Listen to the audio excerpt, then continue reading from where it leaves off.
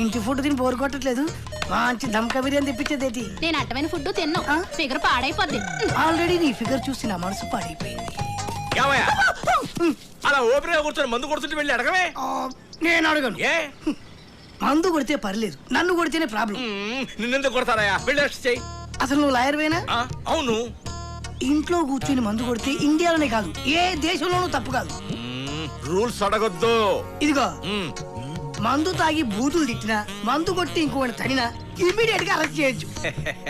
Correct point బికావు. వస్తానుండు. చూసావా? వాడు చిన్నపిల్లలతో ఆడుకుంటూ మంచి చేసుకుంటున్నాడు. వస్తువులు లెక్క పెట్టడం నేరం కదా? అరెస్ట్ చేయి. పిల్లలతో ఆడుకుంటే అరెస్ట్ చేయరు, చట్టంతో ఆడుకుంటే అరెస్ట్ చేస్తాను. ఏమయ్యా, నువ్వు వచ్చింది వాడి కోసమా మా కోసమా? నా కోసం వచ్చా. Get out! నిన్ను